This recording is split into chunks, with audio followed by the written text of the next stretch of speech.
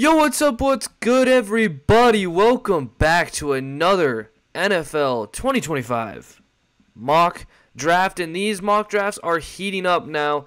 We are, I believe, 11 weeks through the NFL season. 11 weeks through. Week 12 next week, and we've already got some big news. If you are part of the draft community, like heavily, obviously, Pick 5, my team, New York Giants, just benched Daniel Jones. We all kind of saw it coming, but finally it was made official by Brian Daboll today. Tommy DeVito will be the quarterback. Interesting decision for some.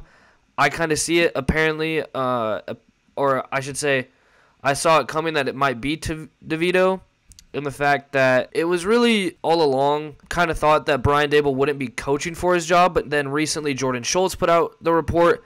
Brian Daboll is coaching for his job, apparently, these next 6-7 weeks. I don't think that should be the right decision, or I don't think that is the right decision, rather.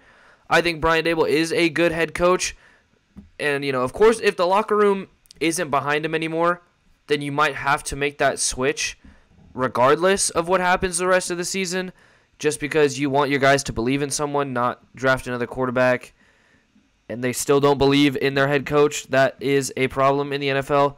But we'll get to the Giants when they get to the Giants, or when we get to the Giants. But the Jags here at number 1, kind of surprised Doug Peterson is still there.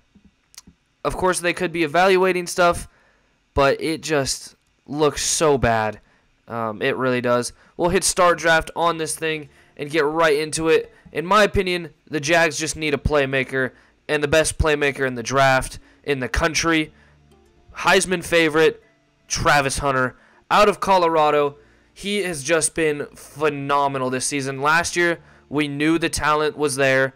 We've known the talent was there since high school, if we're being honest. We knew the talent was there in Jackson State. Can he play D1, big-time, Power 4 football? The answer is yes, and at a very, very high level. He's averaging like 127 snaps per game or something just ridiculous. He's making highlight play after highlight play. Travis Hunter is the real deal. Will he play wide receiver like they list him on PFF? I don't know. I think his natural position is corner. He is just that good that he can play receiver at such a high level. But his route tree isn't really that crazy. His route running is also to be developed. It's getting better and better for sure, but it's still not quite there to the level of maybe a Luther Burden, a Tetairoa McMillan. But Travis Hunter at corner, if that's where he's going to play, super, super instinctual player. Ball skills unlike any other corner, at least prospect, we have probably ever seen.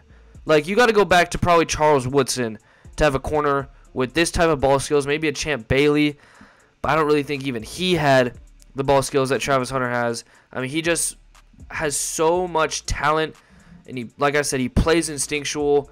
When he is in zone, he is playing some of the best football in the country. And he can play man pretty well too, but I think Will Johnson might have him beat in man coverage. At number 2, we've got the Tennessee Titans. Do they go quarterback? I just think this roster needs just talent. It really just needs talent. And whether that is a Tetairoa McMillan here at number 2, Mason Graham, Will Johnson, Abdul Carter, Will Campbell, Nick Scordon, Shamar Stewart. These guys are all up in the running. They definitely need a wide receiver. They definitely still need to protect their quarterback. I don't think the Titans go quarterback this year. Could they move on from Will Levis? Yes. But I don't think that means they're going to draft a quarterback in this upcoming draft. I'm going to go Tetairoa McMillan here. Calvin Ridley's actually looked really good since DeAndre Hopkins has left. Get this Tetairoa McMillan guy, the guy from Arizona. He's pretty damn good. 6'4", buttery in routes for no reason at all. I mean, for a guy as big as he is to be running the routes that he does is very damn impressive. He's got good hands. He's got run after the catch ability as well with those long strides. Tetairoa McMillan, come in, be that X receiver. Let Calvin Ridley then work out of the slot in the wide receiver 2 spot, where I think he is so lethal, even though he's doing it from a wide receiver 1 spot right now. And you can have your future wide receiver 1 in Tetairoa McMillan. At number 3, is where we could see the run of quarterbacks start to go. I still just don't know if you can even go quarterback with the situation that you're in, but I almost feel like you have to. And I'm going to go Cam Ward, first quarterback off the board. I feel like he's a really good fit for Stefanski, but can also do stuff out of the rhythm of the offense for you as well. And I think Stefanski can also be the guy that, or the coach rather, to get Cam Ward's mistake-prone plays out and keep Cam Ward in the offense on rhythm. Because when Cam Ward's in rhythm within the offense, he's really, really good. And obviously we've seen the plays out of the rhythm of the offense where he's improvising, creating outside of the pocket, even inside the pocket, to make these ridiculous throws.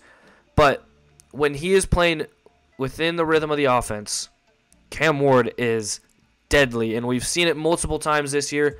You saw it the last 2 years at Washington State as well. Go Cougs, even though we lost disappointingly this week. But Cam Ward's really, really good. He's got all the arm talent in the world.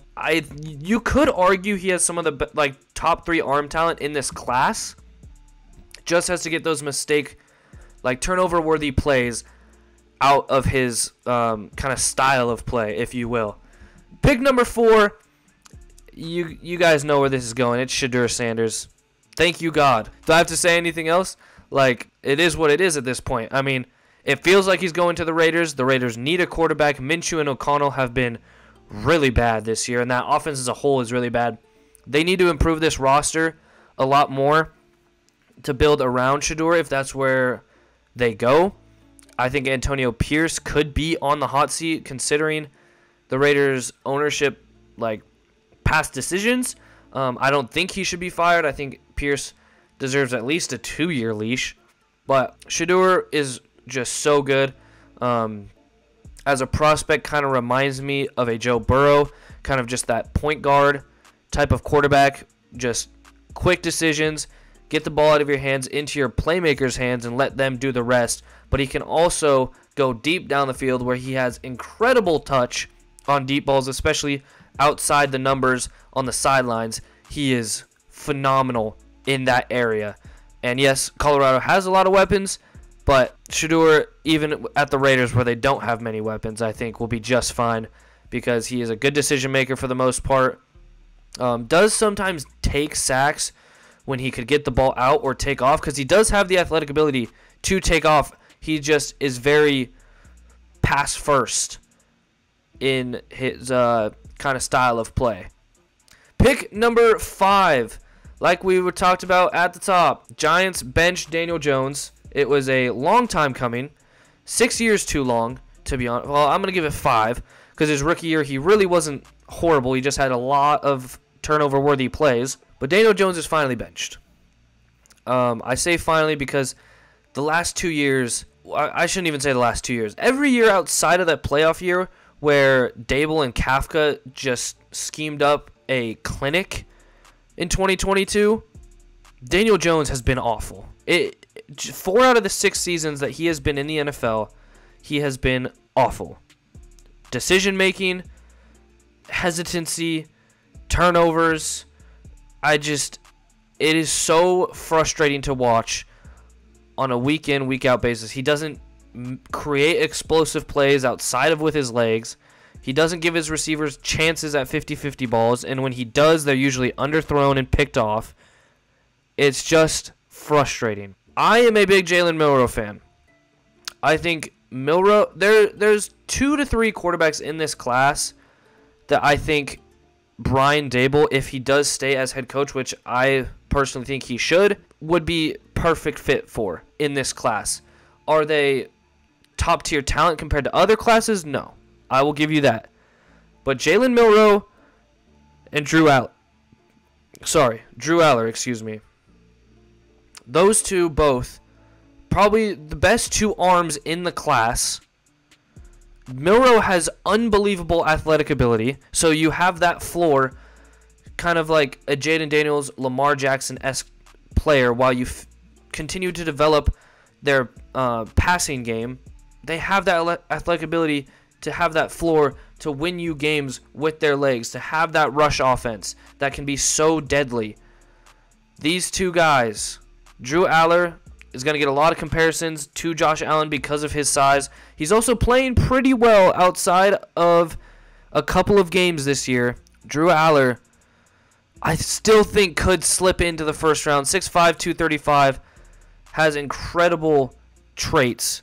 He's got the athletic ability as well, doesn't use it that much, especially this year at Penn State. But Jalen Milroe is going to be my pick here. Just like I said, the athleticism is off the charts. By far the most athletic quarterback in this class. And I am going to say Jalen Milroe is probably got the highest athleticism for a QB prospect since Lamar Jackson. I think he is more deadly with his legs than Jaden Daniels is. He is just unbelievable with the ball in his hands. He can create outside of the pocket. Would love to see him develop more within the rhythm of the offense, finding the open guys. You see on tape him missing or being a little bit hesitant with throws. I don't think he has that confidence yet, maybe in the Kalen DeBoer offense, because he was a starter last year, starter this year, two different offenses, two very different schemes within those offenses. So I will give him the benefit of the doubt. And the other thing is, Jalen Milroe in big time games, he lives up to the moment. He is no stranger to big time games. Playing in the SEC, you think of the SEC championship, he just torched the Georgia defense last year in that game. Played really well against Michigan for, at least what he could do. That offensive line did not give him a lot of time. And to be fair, that Michigan D-line last year was even more deadly than they are this year, and that's saying a lot because they still got a lot of good players on that defensive line. But Jalen Milroe at 5 to the Giants. As we head to number 6, up in New England, Massachusetts. They need help everywhere, but they have to protect Drake May. Drake May has looked awesome so far. You go out and get a guy like Kelvin Banks with his athleticism and size and overall pass protection ability, good things are going to happen in your offense with him securing down either the left or right side, whatever you want to play him on. Has looked a little bit, the tackle class ain't great. They've definitely, everyone has kind of had their game this year where it's come into question about this tackle class, but I still think Kelvin Banks is probably tackle 1 for me, and he goes here at 6 to the Patriots. As we go to pick number 7 in the New York Jets. Just disappointing. Absolutely disappointing. No other way to put it. Aaron Rodgers didn't work. Saleh didn't work. Ulbrich is not going to be the head coach next year. If you're the Jets here, you just got to continue to build this team, in my opinion. So either take best player available, or if you think that highly of Will Campbell, maybe go him. And I think that's what I'm going to do to secure the long-term future of this O-line. Obviously, you drafted Fashanu last year, but why not keep trying? There is no reason to not keep trying, especially when you're building in the trenches. That's the most important part of a football team. If you can't block, you're not going to win. If you can't get after the quarterback, you're not going to win. They have guys that can get after the quarterback. They do not have guys to protect their quarterback.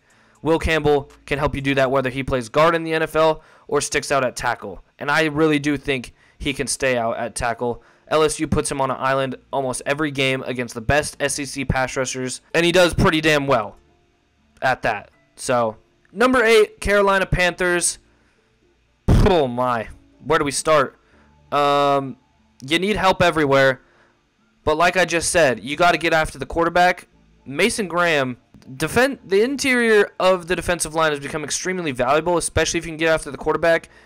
Mason Graham is by far the best player available here. No reason you should go anywhere else if you're the Panthers and the board falls the way that it did. Go Mason Graham, or go grab Mason Graham, I should say. Put him next to Derek Brown, and you have an unbelievable interior duo that will absolutely wreck games. and takes a lot off your secondary as well. J.C. Horn and the other guys back there, they need some help back there. And Mason Graham can deliver that help. Pick number 9, does Ashton Jeanty go back home to Texas where he said he wanted to play? Well, guess what? Derrick Henry said he wanted to play there last year. Just saying. I almost want to take Jeanty here. He is so good. I do have questions about how good he can actually be at the NFL level. I do, like, with every running back, I love the forced missed tackles and the broken tackles stat. Obviously, Jeanty has a ton of broken tackles this year. It is hard to bring this man down, but it is also in the Mountain West. So how much do I value that? How much does the NFL value the running back position, as we've seen it kind of come back around this year to more of a run-heavy style of play? You look at Derrick Henry with the Ravens. Obviously, the Chiefs with Pacheco, when he's healthy, have looked at their best. The Falcons with Bijan. The Eagles with Saquon. Just running backs are kind of, at least for this year, they have been what makes an offense go. Even Joe Mixon down in Houston, when he is out there playing for them, they look like a completely different offense. Jerry Jones missed out on Derrick Henry last year. I think he is going to feel that pressure and maybe draft Jeanty a little bit too high, but is 9 too high for a prospect like this? Now, the thing is, Jeanty is not a threat, in my opinion, in the passing game. That is the only thing that I worry about, along with his size and who he's playing. Now, he did put up good numbers against Oregon, and they almost won that game. But to me, at least, I think Bijan went so high because what he can do, not only in the run game, but in the pass game, and then, of course, after the catch or after he has the ball in his hands, what he can do.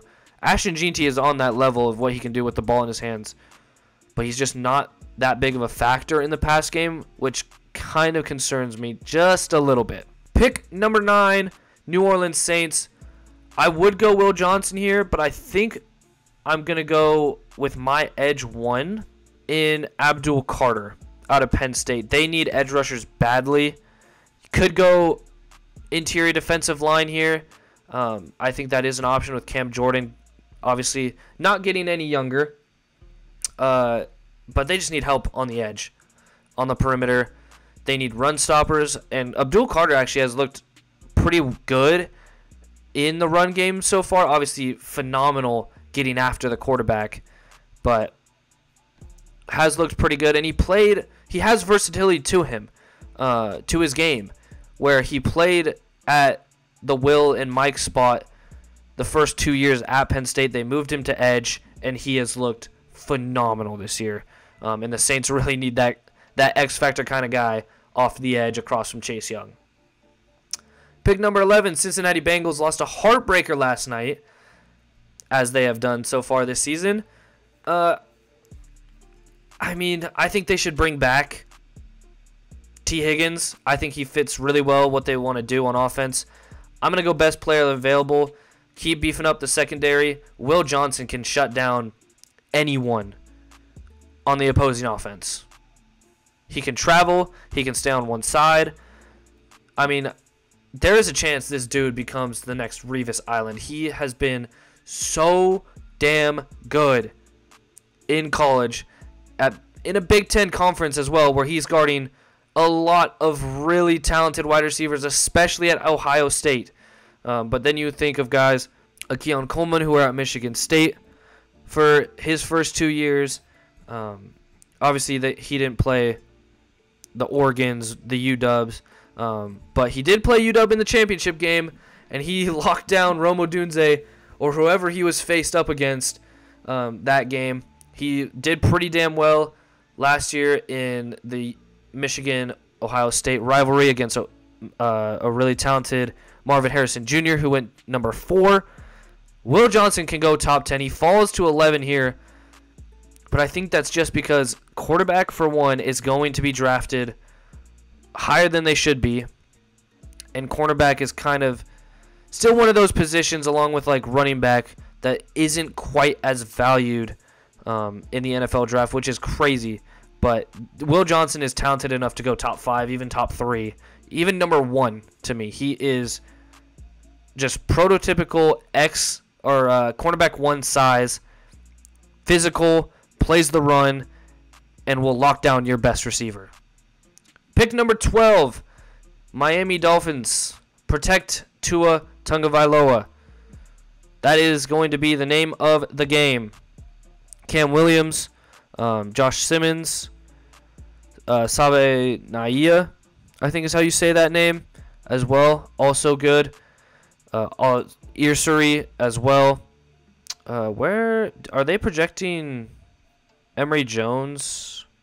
Donovan Jackson played really well against Penn State out at tackle as well. So I think he could be in play along with Tyler Booker here as the 2 guards that go in the first round.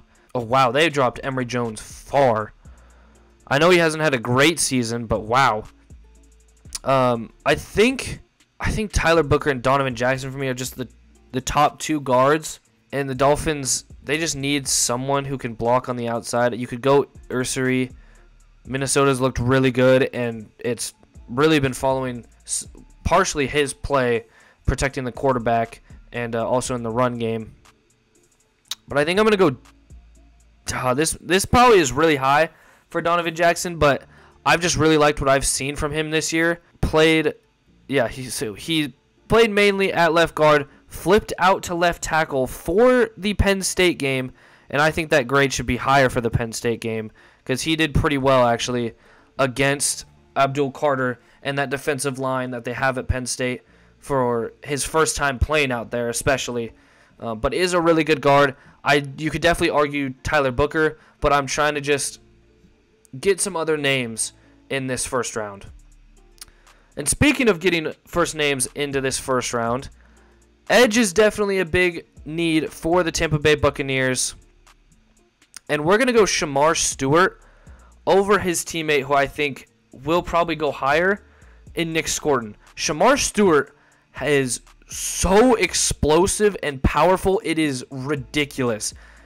This A&M defense, you can't go wrong in drafting any of these guys. 6'6", 290, has that flexibility to go inside and out on your defensive line. Just a ridiculous athlete at that size. So much power, like I said. His bull rush is awesome. And him and Scorton across from each other have really gotten after every quarterback that they've played against. It's been super fun to watch. And I do think Shamar Stewart gets into the first round. Does he go as high as 13? I'm not quite sure on that. But he is going to be in the first round. Pick number 14, Chicago Bears. Caleb Williams looked pretty good this year, or this week, sorry. He was on time. He was in rhythm. Just needed a little bit extra, if you get what I mean. And that extra being in the blocking department. I want to go Cam Williams here, but I think the safer option is probably Ariante Irsuri. I don't know how you actually say that. Keep him in the Midwest, though. Big Ten football relies on O-line, and I trust that this dude's going to be a good player, but they just need help. I wouldn't be surprised if their first couple picks are a majority in the trenches, and especially on the offensive side, because they could also use a guy like a Tate Ratledge or, Donovan Jackson could definitely slip to the second, even third round. Who knows? It is way too early still, obviously, in November of where these guys are going to go. But Chicago needs to protect Caleb Williams because this week they did a lot better job of it. And he also played a lot better getting the ball out quicker. And it looked like a serviceable offense, but one that can still improve a lot, especially with the help of a new cornerstone tackle here at 14. Number 15, we've got the Indianapolis Colts. Malachi Starks seems like a really, really fun pick. Anthony Richardson, another young quarterback who looked a lot better this week, coming back from that 2-game kind of team suspension, if you will. Coming back being benched after tapping out of just a divisional game sounds absolutely ridiculous. I still can't fathom it. I kind of do want to go Malachi Starks, have that guy just an absolute athlete on the back end with phenomenal ball skills, will create turnovers, doesn't really play in the box that much, but he can guard tight ends. They trust him to guard even wide receiver ones on the opposing offense on the outside. He can do so much for you. He has so much versatility in coverage. And like I said, absolute ball hawk is what the Colts are getting here at 15. At number 16, Seattle Seahawks. They also need to protect their quarterback, even though they got a win and snuck out of San Francisco with that win. I think this might be where I feature Tyler Booker in this first-round mock. So 2 guards in this first round. I think their tackles are better than their guards. Obviously, they lost Damian Lewis last year. Connor Williams retired mid-season. Ridiculous. Tyler Booker better than both of them, regardless. At least as a prospect, for sure. And projects to be better than both of them. But they just need to protect, and they need to run block better for Kenneth Walker, because he is a weapon that has been underutilized, to say the least, this year. At number 17, Los Angeles Rams. What does the corner room look like? Oh, we're going to go Benjamin Morrison here. Without a doubt, they need help on the boundary. They really have no one out there right now. I know they brought back Darius Williams. I think they have Akella Witherspoon still there. I could be wrong about that. But again, they just don't have a lot of talent on the outside. And Benjamin Morrison brings some physicality and great coverage skills to that secondary. Obviously, lost for the year with a foot injury, which really sucks. But I don't think that will hurt his draft stock enough to where he falls out of the first round. I mean, he's going 17 here, even with that foot injury. Number 18, 49ers. I think you could beef up that line again. Nick Scorton's kind of screaming at me with his versatility. You can move him on the interior. He can play on the edge and is a good run stopper. Leonard Floyd is kind of just a stopgap guy. I think he's on a 1-year deal. Why not go and get a really good edge player to go across from Nick Bosa for a long time? You got 2 Knicks on the edge in Bosa and Scorton with that pick, and that is dangerous, to say the least. At number 19, Bo Nix and the Denver Broncos. They've looked pretty good. Luther Burden falling here to 19 feels like a Sean Payton guy. A guy that he can use in the backfield, use in the slot. He can play on the outside, in my opinion. Kind of a dangerous guy in a Sean Payton offense. Now, they do need to protect probably a little bit better. Cam Williams is probably the only other guy I'm kind of thinking about taking here. Does he come out this year is also the question. Because he hasn't really played that much. Like, you look at 2023 and 22, hasn't played that much. This is a first-year starter, still raw as a prospect, but has all the traits to be a good tackle in the NFL. I think we will go in that direction just to solidify that offensive line in front of Bo Nix, because Williams can play on the left or the right with the physical traits that he has and the athleticism that he has. Obviously, you're going to have to develop him, though. It might be a rough first season, but if you can develop him the right way, you got your cornerstone tackle of the future. At number 20, Atlanta Falcons. Get after the quarterback. Oh, wrong thing. But seriously, get after the quarterback. I think James Pierce is in play here. Michael Williams as well. Princely Umanmielen. Ashton Gelati. Like, there's a lot of guys in play here. I am going to go James Pierce. You just don't have a guy like this on your team that can get after the quarterback as fast as he can with his explosiveness off the line. Go watch one of the final plays in that Alabama game where people thought he was offsides. No, he timed that perfectly and got to Milroe within what felt like half a second. He was there immediately. I don't think he ended up actually getting the sack, on that play, but he definitely made the play, which, again, sacks are not the end-all be-all with edge players. It's in those moments, can you get after the quarterback to make a play? Not always get a sack, but to make a play. And James Pierce can definitely get after the quarterback and make those types of plays. We've seen that time in and time out with him. And a guy that was projected to go number 1 overall for the majority of last year. He was the number 1 prospect, him and Travis Hunter at 1 and 2. Pick number 21, Houston Texans. Where do we want to go? Probably interior defensive line. Kenneth Grant, phenomenal player. They need to be, stop the run a lot better. Obviously, you could go guard. I think you could get guard down the board with a Tate Ratledge or Parker Brailsford, Jaden Roberts, Jake Majors, Clay Webb even, I think, is a good player. You can get a guard down the board. You're not going to find a Kenneth Grant down the board that is going to affect not only the run game, but the pass game as much as he does. Pick number 22, your NFC West leaders, Arizona Cardinals. Surprise, surprise. They wish Kenneth Grant probably doesn't go there because, do you take a Tyleik Williams this high, a Walter Nolan, Deone Walker? I think that's how you say his name. I don't think it's Dion Walker. I think it's Deone. I don't know. I could be completely wrong on that. But I have been really high on him. A guy that's shot up boards, though, Derek Harmon, has been phenomenal at Oregon, and I think is worthy of a first-round pick. Does he go higher than Kenneth Grant? I don't know. Again, it's too early to say.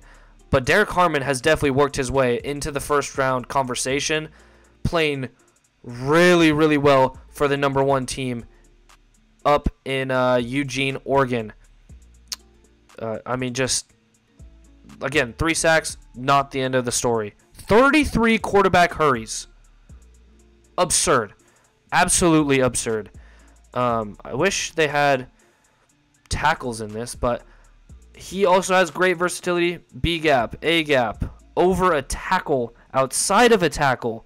You can play this guy in a lot of different areas, and he's going to affect whatever play is thrown at your defense. And the Cardinals definitely need a guy like a Derek Harmon on the inside of their defensive line. 23, Washington Commanders. Is there a cornerback worth taking here? Trey Amos is a really good player. Jade Barron is good. I still really like Takario Davis. Kobe Bryant, even though I don't think he'll be a first-round pick. Zy Alexander is also really good. If Siobhan Revel did not get hurt, I think he would be in the first-round conversation, but I think he falls out. You could go Jalen Walker.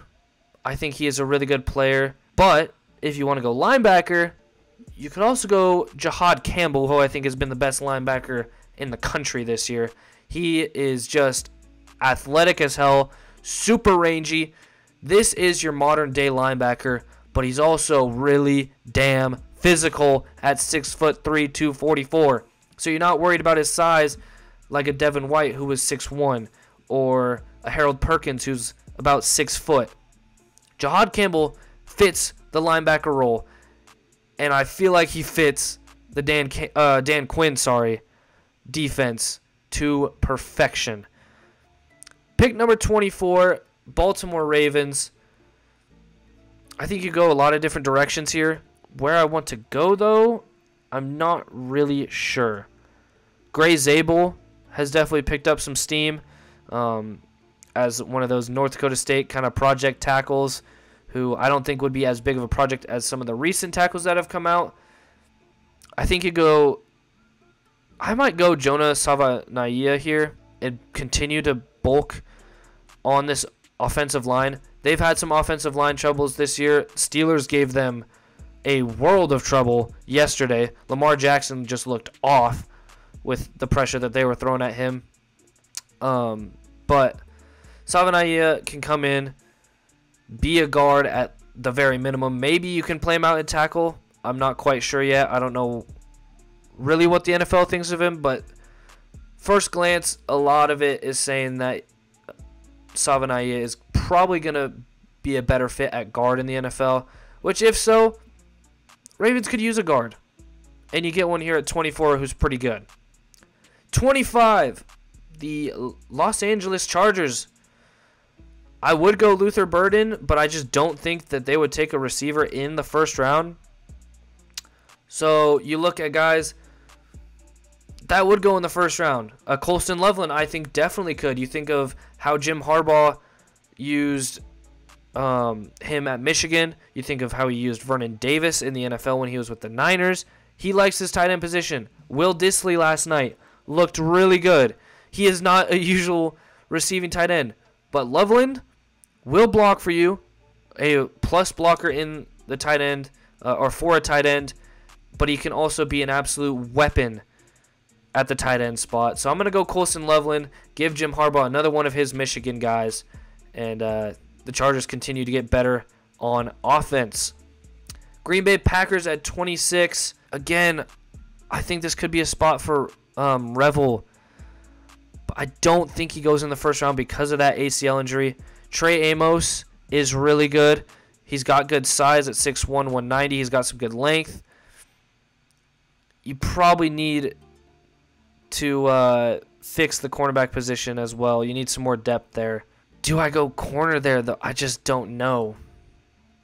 You could also go tackle. Maybe a Josh Simmons you really like. Edge is definitely in play as well. With you trading Preston Smith. I think Mykel Williams is definitely in that conversation to do that with his athleticism, and they've liked a lot of these Georgia guys recently. You think of Stokes and Devontae Wyatt on the defensive side of the ball for them. I'm going to go Mykel Williams here to go across from Rashawn Gary. Just a different type of rusher. And he's like, what, 6'5" or something? Yeah, 6'5", 265, but has otherworldly burst and speed off the edge that, again, they don't have in Rashawn Gary. Rashawn Gary more of a power rusher. Mykel Williams can be that speed rusher, but also has a little bit of power in his game as well. 27, Pittsburgh Steelers. I can't see Luther Burden, falling any farther than this. You get a guy who can play in the slot and just create after the catch on the inside of George Pickens. Steelers have weapons now with Luther Burden and George Pickens, and they look really good even without all the weapons on offense. They've been running the ball really well. George Pickens obviously is a phenomenal receiver, and Russell Wilson's got that offense moving so that there's not as much pressure on the defense. Well, Luther Burden can take the pressure off your defense as well and put pressure on the opposing defense with his run after the catch ability. 28, Minnesota Vikings. I do think this could be a running back with Aaron Jones only being a one-year deal. And I do love Omarion Hampton. I love Quinshon Judkins. DJ Giddens is really good. Ollie Gordon, Taj Brooks, I think, could be up in the second and third round. Kyle Monangai. I also think corner could also be a position of need. I just don't know if there's a corner that I'd go here in the first. Like, yes, all three of these guys are really good players. So is Darian Porter. So is Zy Alexander. But I think value-wise, they fit better in the second. Could go Jalen Walker. Continue to give that defense and Brian Flores weapons to work with. I'll just go a sexy pick because we haven't done it a lot. And I'm going to go with my RB2 in the class. Possible RB1. I'll give you my running back rankings at some point, probably after the college football season. So look around December for those rankings. But we're going to go Quinshon Judkins here at 28. Kind of a sexy pick for the Vikings, but someone I think Kevin O'Connell would love to work with, especially with his receiving ability out of the backfield. At number 29, Philadelphia Eagles. I think Jalen Walker, for one, with their Georgia and Alabama kind of ties, fits here with also what they need. This isn't just, oh yeah, go get a linebacker because, you need one. This is, he's probably the best player on the board, outside of maybe a couple guys. So we are going to go Jalen Walker here to the Eagles. Can rush the passer as well from the linebacker spot. He is versatile. So They need a guy on the inside, though.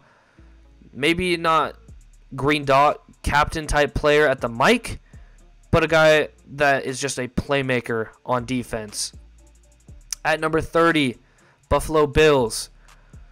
I think this could be a receiver. I really like Emeka Egbuka.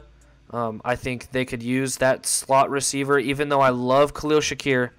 And Emeka Egbuka can play on the outside. Let's not get anything twisted here. I think he can play on the outside. He's a phenomenal route runner, can be a possession receiver for you, and I think can also beat you deep. Now, that's not his game. He's more of a route runner, possession receiver, but they have guys that can beat you deep on that Buffalo Bills offense. Isaiah Bond definitely in question there to go at 30 to the Bills, but I just think Emeka Egbuka, go get Josh Allen, that Stephon Diggs-esque player. Amari Cooper is not going to be there, I think, past this year. Emeka Egbuka on the inside of Keon Coleman, I think that's really sexy. 31, Kansas City Chiefs. They need help in a lot of spots, in my opinion, and definitely at tackle. I don't know if any of these guys really go in the first round. I think Emory Jones is still in play here, and that might be where I go. He does fall quite a bit compared to other mock drafts earlier in the season, but the Chiefs just need help on that O-line regardless. And maybe he plays guard. He has the athletic ability and the traits to play on tackle, and I think that's probably where he projects to play, is tackle in the NFL. But you saw it this past weekend against the Bills. They need to block Patrick Mahomes better. Yes, they need weapons, but blocking comes first. If you can't block, you can't get it out to your weapons. 32, the team that continues to impress, the Detroit Lions, with the final pick in this mock draft. Who would have ever thought that even just a couple of years ago? People were calling for Dan Campbell to be fired like a year and a half in, and then they started winning games, and look what has happened now. They have two of the best coordinators in the league. They have an MVP candidate at quarterback. They have the best running back duo in the league. Where do they need to get better? Edge. They've got to get after the quarterback better. I think LT Overton is probably the most Dan Campbell type of guy because he plays the run so well and also gets after the quarterback. Jack Sawyer as well, I think, is also in play here with his size and athleticism. So Big Ten or SEC? LT Overton or Jack Sawyer? I think the more sexy pick is probably Overton, but I'm going to go Jack Sawyer here to finish off this mock draft. And boy, does it look different than the one that I did, just a couple weeks ago, where we were about halfway through the NFL season. And of course, the draft order has changed a lot. 3 quarterbacks within the top 5, and go 1, 2, 3, and then we don't see another quarterback within the first round. So it got a little crazy, but let me know what you guys think in the comment section below. The NFL season has been crazy, and it's going to continue to get even crazier and crazier. Coaching firings are going to be coming, especially for Doug Peterson, I think. But be on the lookout for some of these other teams as well. I don't think Mike McCarthy's job is safe at all. Apparently Brian Dable's job is in question, but we'll see about that. But again, thank you guys so much for watching. Let me know your thoughts and opinions down below in the comment section, and I'll see you guys in the next one. Take it easy, and peace.